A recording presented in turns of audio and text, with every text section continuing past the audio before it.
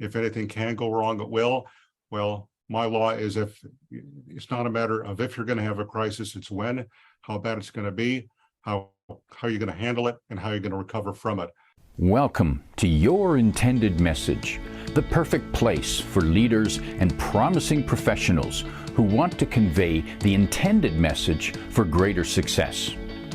Every week, we interview experts who address the challenges and best practices to deliver your message effectively. That might be one-to-one, one-to-few, or one-to-many. And perhaps the most important conversation, one-to-self. I'm your host, George Torok. My guest today is Edward Segal. Here's 3 facts that I think you should know about Edward. 1, he's the best-selling author of the award-winning book, Crisis Ahead, 101 Ways to Prepare for and Bounce Back from Disasters, Scandals, and Other Emergencies. Like that ever happens, right? And it's published in 2020 by Nicholas Brealey. The 2nd fact, he's a leadership strategy senior contributor for Forbes.com, where he covers crisis-related news, topics, and issues. And 3, he's the host of the new weekly podcast, The Crisis Management Minute, and each episode is a mini masterclass on crisis management and crisis communications. Edward Segal, welcome to Your Intended Message. Hi, George. It's great to be with you today. Wonderful talking to you, and I'm glad that we're not in a crisis right now, because we would be talking quite differently, I'm sure. Edward, what have you seen? Let's start with the bad, the wrong, the no-nos. What have you seen the mistakes that people make when their company, their organization is in a crisis? Well, mistake number 1 is that they often do not have a crisis management plan. And a crisis management plan can act as a roadmap, guidebook to how to respond, manage, and recover from a crisis.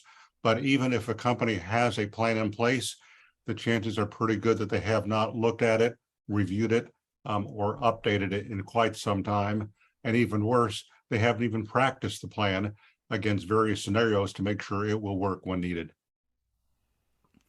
And Ed, what I'm hearing there is just like most buildings have a fire alarm, and they might actually have a drill once a year just so that people remember how to do it. But it sounds like when a company puts together a crisis plan, they think, well, we did that. We can check that off. It's done. We don't have to worry about that anymore. Doesn't work that way. The comparison to a fire alarm is apt because many fire alarms need a battery. It needs to be plugged in. It needs to be monitoring.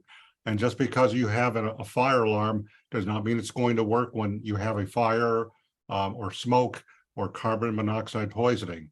So just like a fire alarm, like you said, it has to be tested on a regular basis to make sure it will work, make sure it's updated, and metaphorically change the batteries as often as necessary to make sure the fire alarm will work when it's needed.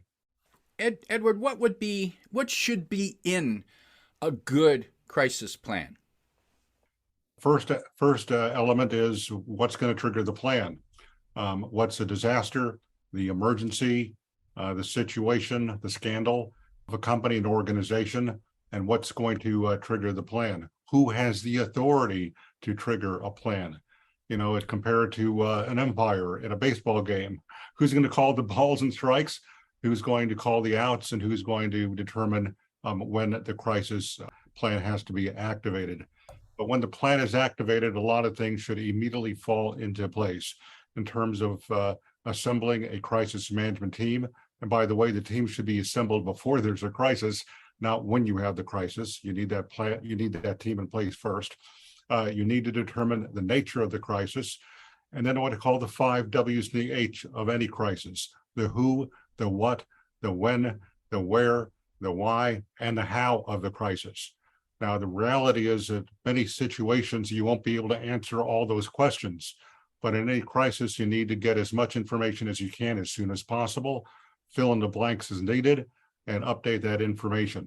And then you take the steps, you follow the plan, who's in charge, who's going to lead it, and what do you have to do to address the crisis, resolve it, and notify people about what you're doing, why you're doing it, and how you're managing the crisis. I actually have a template for a crisis management plan. And if your listeners and viewers would like, I'd be more than happy to share that free template with them. You just fill in the blanks and update it, and take a look at the plan as soon as you get it. Fill in whatever you can immediately, and then when a crisis occurs, follow the plan and fill in the blanks the best you can. And we can we'll have a link to that in the description below. Edward, is there a simple web address, or should we just put that in the? Well, my web address is publicrelations.com. That's publicrelations.com, where you'll find information about the book. But if you send in or click on the link that you'll provide people, send me your email address, and I'll be glad to shoot that crisis management template to you right away. My email, by the way, is Edward Segal Communications with an S, Edward Segal Communications @gmail.com. And that template sounds like a handy tool, because I can imagine a lot of people just thinking about a crisis plan get overwhelmed and don't know where to start, or are reluctant to start. And one of the challenges must be, which crisis do we prepare for? Because there are so many. Well, that's the purpose of the plan. A crisis management plan, helps you to prepare for every possible crisis, every possible contingency. There are some things you can plan for and say, well, we might have a problem such as bad weather, whether it's flooding, snow, hurricanes, tornadoes, depending upon where in the country you live. You should take steps immediately to prepare for those Mother Nature related crises. Other crisis situations, such as allegations of sexual harassment, fraud, counterfeit, all those kind of things, especially accounting or bookkeeping related issues. There are ways to take steps to mitigate, if not totally prevent, those kinds of crises. I've identified more than 100 different crisis triggers, and it's kind of like it's an extension of Murphy's Law. If anything can go wrong, it will. Well, my law is, if it's not a matter of if you're going to have a crisis, it's when, how bad it's going to be, how you're going to handle it, and how you're going to recover from it. And that's what the book and the crisis management plan template is designed to help people address those issues. And one of the responses, I'm of course, if the building's on fire, you call the fire department, they come in and they put it out for you, and then at some point, a leader needs to speak to, I'm guessing, the staff and perhaps the marketplace and customers. How does the leader prioritize who they talk to first, or does it vary? It varies. For example, if you're the CEO of a publicly traded company, you'd want to address your investors and stockholders and investor analysts, the financial press that follows you. Of course, you need to keep your employees and consultants posted immediately. All of these people can actually be your brand ambassador, if you will, during the crisis. So they don't have to guess what you're saying or doing. You tell them, and they can help spread the word on your behalf. If you're a small company, you're not publicly traded, you've got, say, under 100 employees, you only have one store or a factory or an office, that's a different situation. You need to immediately reach out to your employees and your customers and staff and let them know what you're doing and why. No matter what kind of company or organization you are, you should take advantage of every possible communications tool and channel to get the word out. That means social media, of course, Twitter, Facebook, Instagram, LinkedIn, post information on your websites, direct messaging, emails, whatever it takes for you to communicate, not once, but on a continuous, updated basis. Let people know what the crisis is, let them know what you're doing, and let them know when it's resolved. And importantly, if it's a repeatable crisis, what steps are you taking to make sure it doesn't happen again? And when we don't know what caused the crisis, there's there's a computer problem or there's a financial problem. We don't know the details yet. We don't know who did what at what time. How do you handle that? What do you say? I don't know. I don't know. Tell them, well, I wouldn't say you don't know. I said, we're investigating the matter. We're looking into the situation. We have members of our crisis management team are investigating the matter and seeing what the cause was. And we'll be sure to keep people updated at every step of the way. That's what a lot of companies do today anyway. If it's their technology, like Microsoft, they'll let people know there was a problem, but they'll also assure people the steps that they're taking, and let those who are affected by the crisis, let them know as soon as the crisis has been resolved, and importantly, what they're doing to help ensure the crisis is not repeated. And Ed, I'm curious. Is there certain language that one uses as you go through those separate stages? When, initially there's the shock, we recognize there's something wrong, we're investigating it, and then at some point we learn more, and then we actually fix it, and we're back, and maybe there's some restitution because customers were affected. Is there different language that one uses as you go through those stages? You could use one language. Plain, simple English. think like a third, fourth, or fifth grader. Make it as easy as possible for people to understand. You do not insult people's intelligence if you talk so they can understand them. If you run the risk if you use jargon or gobbledygook, buzzwords, words or phrases that are unique to your industry or profession. They may have no idea what you're talking about, and you don't want to do that. You want it to be plain, simple language that anybody can understand. There are a lot of tools there that are available to make sure that you're not using gobbledygook. Read it to someone else. Ask for feedback. Just don't jot something down on your tablet or your computer and send it off as an email or other communications. Check the language, check the message, check the facts and figures that you're sharing with a trusted colleague or staff or consultants to make sure that there are no unintended impacts or effects of what you're trying to say. And very importantly, keep your attorney, your corporate attorney, in the loop. In some states, there may be laws or regulations that could very well affect your crisis. You don't want to say or do anything that, as you're explaining one crisis, you do something that creates another crisis. If there's a possibility that the crisis the cause might have been something that we did wrong, we were irresponsible, or someone in our organization broke the law or rules of ethics, what kind of approach does the leader take and say, we got a criminal in here somewhere?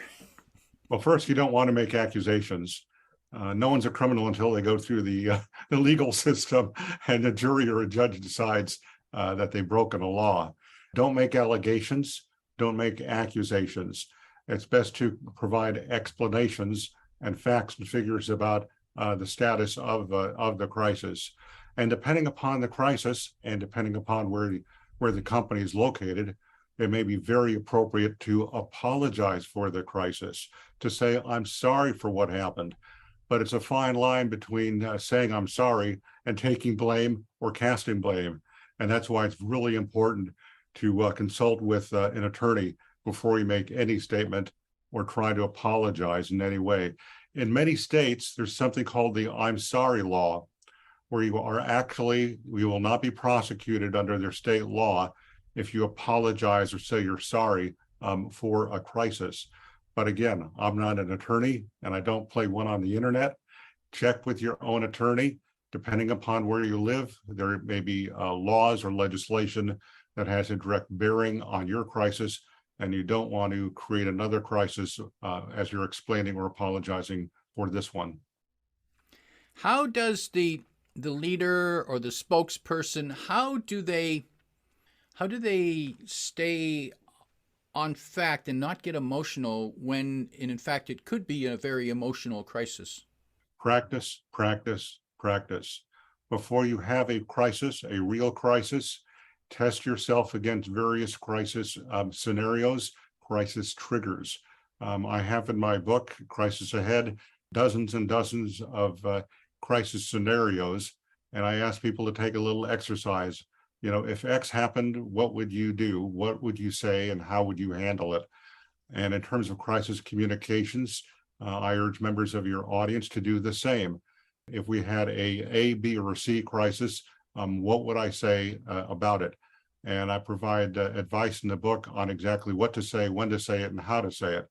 But the more you practice before you have a crisis, the better job you're going to do when you actually have that crisis. Don't wait, don't wing it, don't wait until a crisis or a scandal or emergency to figure out what you're going to do or say. These practice sessions and scenarios can help you be prepared. And I can imagine the importance of rehearsing. And would it make sense? What about when it comes time to talk to the media, to be interviewed? And should one rehearse for that as well? And should one have prepared statements and just go in there and see what they ask? No, don't wing it, especially with the press. Everything you tell a reporter, a blogger, any member of the media, you all should always assume it's being recorded. It'll be used, and it's never off the record. So you have to practice your responses. But the more you think like a reporter, when you deal with a reporter, the better job you can do in dealing with the media. To go back to the 5 W's and the H, like that's what reporters follow when they write their stories: the who, the what, the when, the where, the why, and the how. Answer those questions for the reporter in your statement, your information, and your answers. A lot of people do well with the initial statement to the press about a crisis, but they can often trip themselves up when they start answering questions. So part of the media training session that I do for my clients is not just to give them an opportunity to talk about the crisis in a mock session, but I also ask them very hard, very critical, very negative questions about the crisis. And often when they get in that situation with tough questions, that's when they get folded. That's when they get flustered. That's when they start to panic. But you don't want to do that in real time with a real reporter about a real crisis. So you need to practice, whether it's talking to your investors, your staff, the media, the public. Don't wing it. Practice beforehand. And Edward, I'm hearing there that practice, it needs to have someone in the room who's pushing them, who's asking those tough questions, even maybe kind of insulting them, just so that they can get used to staying in control. Yeah, I've played the mean SOB reporter. Sometimes unintentionally, I bring people to tears. That's so tough on them. But I got to tell you, it's better that you have a panic attack in front of me in a private crisis messaging media training session between us, rather than going public and you have a meltdown on live TV or a Facebook session or a recorded session with a reporter. Tougher you can be on yourself, or the tougher a media trainer such as myself can be on you, that actually works to your benefit, because people come up with feeling more confident, more comfortable, and more ready to deal with what comes. It's great if they never get put in that hot spot and have a reporter ask the questions, but it's better if you're prepared, and then you can breathe a sigh of relief that it wasn't as bad as it could be. But if it gets really bad, then you could be rest assured that if you're prepared, it won't necessarily be as bad as it could be. And a reporter's bound to ask questions that are emotional. How does one respond to emotional questions when one probably shouldn't show emotion? It's important to show some emotions, like empathy, like concern, like sympathy. It depends on the crisis, but in most crisis situations, you're dealing with facts and figures, the who, the what, the when, the where, the why, and the how. The only place I think emotion should come into it is when you're expressing sympathy, remorse, regret, empathy, apologizing, but that depends on the situation. But just like delivering an opening statement about the crisis, practice your sympathy, practice your emotions, practice not, breaking down and crying over something, but showing some interest, showing concern, showing how you're putting the interests and the concerns of the people who are affected by the crisis. In many crisis situations, depending upon the situation, company CEOs tend to put themselves in first, and you should always put the people who are affected by the crisis first. It's not about you. It might be your company, your organization, but it's someone else, a family, an individual, customers, clients, whoever that are affected by the crisis. Put yourself in their place, and if you were them, what would you want to hear you tell them? Now, Ed, here's two phrases that I consider, I'll call them silly to be polite. I have stronger language. So here's two phrases I've heard that I think people should say, and it's, "Oh, I know how you feel." That just strikes me as Well, insincere. many times it's impossible to know how someone else feels. You might say, "Well, I know how you must feel. I know how you could feel. I'm sorry how you're feeling," but don't put yourself. It depends on the crisis, of course, but there's a lot of things that's simply impossible. If someone died, if you're talking about the family member who died or was killed because of an accident, unless it's happened to you, you have no idea what they're going through. So you don't want to go overboard with the sympathy or the empathy. It has to be logical, it has to be consistent, and it has to be appropriate given the situation and what happened, who was involved, and how it affects them or others. And I imagine we could easily point fingers and list companies who have mishandled at least part of the crisis process, and it might not be fair to point them out. Let's go the other way and point out organizations that handled crisis very well. Can you list one or two or three? Well, I can certainly name the companies that have really screwed it up, and the companies that have handled it well. On the screwing up side of the ledger, I think Boeing aircraft company is right at the top of the list. Why? Because a few years ago, if you recall, two of their jet aircraft crashed overseas in different countries, a few weeks or months apart. When it came time to look at the situation, I won't name names, but some people jumped the gun and actually accused the pilots of causing the crisis. And it finally came out months later that the cause of the crisis was a software issue in the navigation and other software of the planes. And it certainly was not the pilot's fault. In fact, the company wound up being accused by others, including pilots, of not providing the right training for the aircraft, enough information about the software, and investigators later determined that was an important cause of those crises. On the good side, companies that have done a very good job, crisis communications, Microsoft. Lately, they have been immediately posting information and updates about patches that they found in their software that could be a problem in terms of hacking or ransomware, and not just talking about it, but when they announce the situation, they also announce that they fixed it or they will be fixing it. And that's a powerful 1-2 punch. Don't just tell people there's a crisis and you have a problem. Tell them what you've done, what have done, and how that problem has been affected. And don't wait. If you find out there's a problem or an issue at your company, the sooner you publicly disclose it, let everyone know, the better. Because if other people find out before you tell them, you could be accused of covering up or lying or being less than truthful. There have been a lot of companies over the last few years where they've had a hack of their system and millions or tens of millions or hundreds of millions of confidential information files of their clients have been stolen or compromised, and it didn't come out until months or years later that had happened. They didn't tell the world when they had that crisis.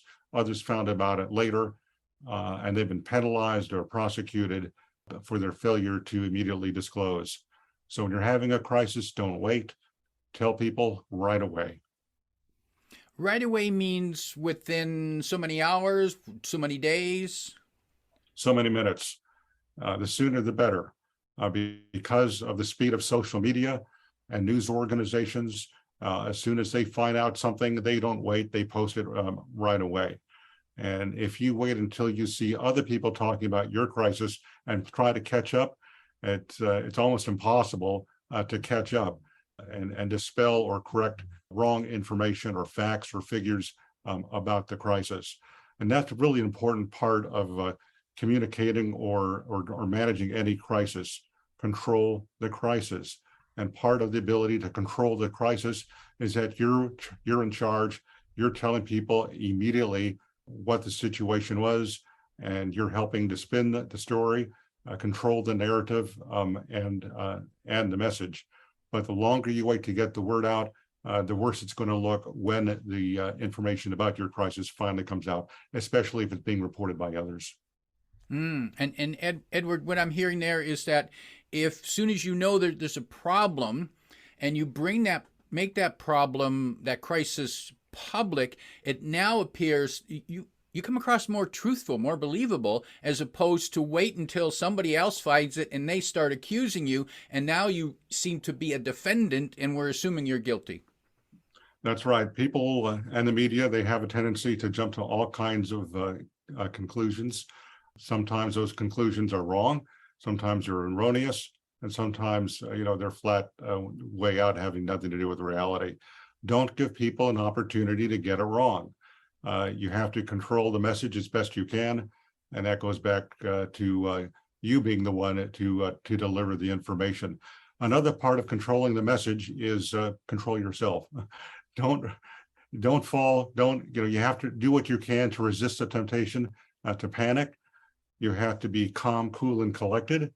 You have to project authority and calmness, and that you're in charge, that you have a steady hand on the rudder, and just, acting as if you were in charge, especially if you are, can be a self-fulfilling prophecy. The more you act in charge, the more you are in charge, the more you will be perceived as being in charge, and the more confidence you're going to give to others who are affected by it, by the reporters, by the public, by your investors, whoever your target audience is.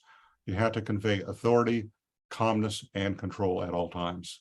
And Edward, what I'm hearing there is that when you are the one who is in charge, whether or not you have all the answers, or whether or not, even if you don't have a total confidence in the solution, you need to convey that you are in charge and you know where we're going. You can't let that doubt seep out of you, because they'll go, "Ooh, the leader looks nervous." You don't want to show any nervousness or any doubt to what you're saying or how you're saying or what you're doing or how you're doing it. But that's another benefit of having a crisis management plan. You have that plan in place that gives you, or should give you, the comfort and the confidence that you know what you're doing. And then building upon that plan, you refer to the plan if necessary about how you're doing and what you're doing to the crisis. And that's another way to help provide comfort and confidence to the public that you're in charge, you're getting the job done. Because if you're not only do you risk making a crisis worse, but depending upon your company, you could actually lose market share. If you're publicly traded, your stock price might go down. Your customers might stop buying or patronizing you. Your employees might lose faith or confidence in your company. Their morale might suffer. It could be almost a death spiral that you cause because you're not confident. So you have to convey that confidence. And along the way, if anyone has any questions about what you're doing or why or the crisis, be open, answer all the questions. And if you don't know the answer, say, we're looking into it, and we'll get back to you as soon as we can with the answer. We're looking into it versus I don't know that answer, or the infamous no comment. You never want to say no comment, because it implies that you're covering something up or you're being arrogant about it. It really depends on the crisis, though, about what you should be saying and how you should be saying it. A better version of I don't know is we're looking into it, or it's too early to tell, or the crisis just happened, We're gathering all the facts and figures about the situation, and we'll keep you posted as soon as we know something. There's a lot of good role models to look at in the news, especially, unfortunately, with all the mass shootings we've been having lately in our country. If you look at how the public officials, law enforcement officials, when they immediately communicate with the public about a mass shooting, for example, and at a news conference, reporters are asking all kinds of questions, the law enforcement officials will literally say, "We don't know yet. It's too early to tell.